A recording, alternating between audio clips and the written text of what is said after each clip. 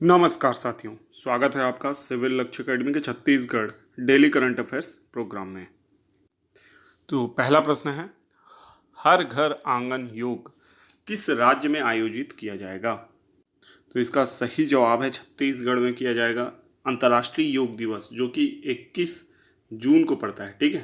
तो 21 जून को अंतर्राष्ट्रीय योग दिवस के दिन छत्तीसगढ़ में लगभग हर घर आंगन योग इस कार्यक्रम का आयोजन किया जाएगा, जिसकी तैयारी जोरों से चल रही है, ठीक है। तो इसको याद रखना है आपको। साथ ही ये भी याद रखना है कि छत्तीसगढ़ में एक ज्ञान आयोग है, ठीक है। छत्तीसगढ़ में क्या है? ज्ञान आयोग, योग आयोग भी है, ठीक है। तो छत्तीसगढ़ योग आयोग के अध्यक्ष कौन है? ये आपका सवाल है, आप कमेंट बॉक्स में लिख कर बताइए छत्तीसगढ़ योग आयोग के अध्यक्ष कौन है। नेक्स्ट क्वेश्चन है, मुख्यमंत्री बाल उदय योजना का लाभ कितने बच्चों को मिलेगा? तो इसका सही जवाब है 108 बच्चों को मुख्यमंत्री बाल उदय योजना का लाभ मिलेगा। इस योजना के तहत जो भी बाल संरक्षण गृह हैं छत्तीसगढ़ में, उसमें जो बच्चे हैं वो जब उससे बाहर आएंगे तो उनको एक स्टाइपेंड के तौर पे कुछ पैसे प्रदान किए जाएंगे, ठीक है, ताकि उनका भविष्य उज्ज्वल हो सके। तो ये भी आपको याद रखना है। इसका उद्देश्य बाल अपराध को कम करना है, ठीक है, बच्चों का संरक्षण प्रदान करना, ये सब है। और ये छत्तीसगढ़ की एक अनूठी योजना है। और जो महिला एवं बाल विकास मंत्री हैं अनिला भेड़िया, उन्होंने इसके बारे में डिटेल में बताया एक सम्मेलन में, जिससे ये ज्ञात हुआ कि मुख्यमंत्री बाल उदय योजना के तहत 108 बच्चों को लाभ प्रदान किया जाएगा। नेक्स्ट क्वेश्चन है, छत्तीसगढ़ से कितने अस्पतालों को केंद्र सरकार द्वारा सम्मानित किया गया है? तो इसका सही जवाब है 8 अस्पतालों को केंद्र सरकार द्वारा सम्मानित किया गया है। और जो स्वास्थ्य मंत्रालय है उसके सर्वेक्षण में ये बात सामने आई है कि 8 अस्पताल जो हैं वहाँ पे जो मरीजों को जो सुविधाएं प्रदान की जा रही हैं वो बहुत अच्छी हैं, ठीक है। तो इसको याद रखना है, छत्तीसगढ़ के 8 अस्पतालों को ये सम्मानित किया गया है बेस्ट फैसिलिटीज़ के लिए, ठीक है। नेक्स्ट क्वेश्चन है, एशिया कप क्रिकेट का आयोजन कहाँ होगा? तो इसका सही जवाब है पाकिस्तान और श्रीलंका में इसका आयोजन होगा। तो काफ़ी समय से पाकिस्तान की ये डिमांड रही है कि उनके यहाँ कोई प्रतियोगिता आयोजित हो, भले ही देश में खाने के लिए नहीं है लेकिन प्रतियोगिता आयोजित करवानी है, ऐसी स्थिति है पाकिस्तान की। तो पाकिस्तान में 4 मैचों का आयोजन होगा, कितने? 4। और शेष सभी मैचों का आयोजन श्रीलंका में होगा, फाइनल सेमीफाइनल सहित, ठीक है।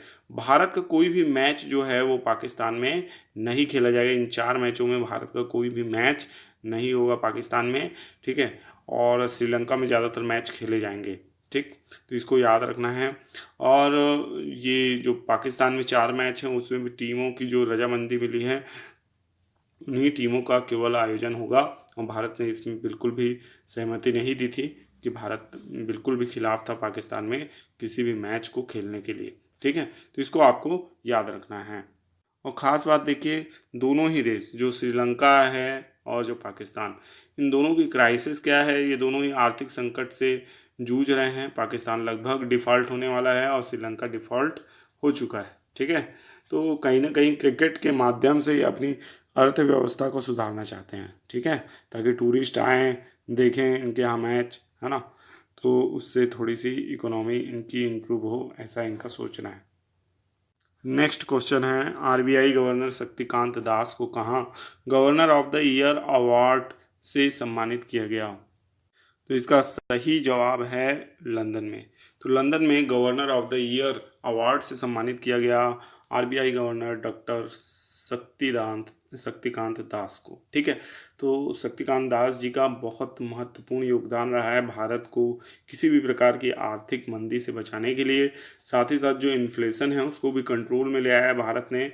महंगाई बहुत तेज़ी से बढ़ रही थी और उसको भी काफ़ी नियंत्रण में ले आया है। 6% के नीचे अभी इन्फ्लेशन चल रहा है, उसको 4% के रेट पे लाने का आरबीआई का टारगेट है। तो काफ़ी अच्छा प्रयास कह सकते हैं आप डॉक्टर शक्तिकांत दास का रहा है, जो कि आरबीआई के गवर्नर हैं, ठीक है। इनको याद रखिएगा। आरबीआई का हेडक्वार्टर कहाँ है? तो ये मुंबई में है। आरबीआई की का राष्ट्रीयकरण कब हुआ था? तो 1949 में आरबीआई का राष्ट्रीयकरण हुआ था।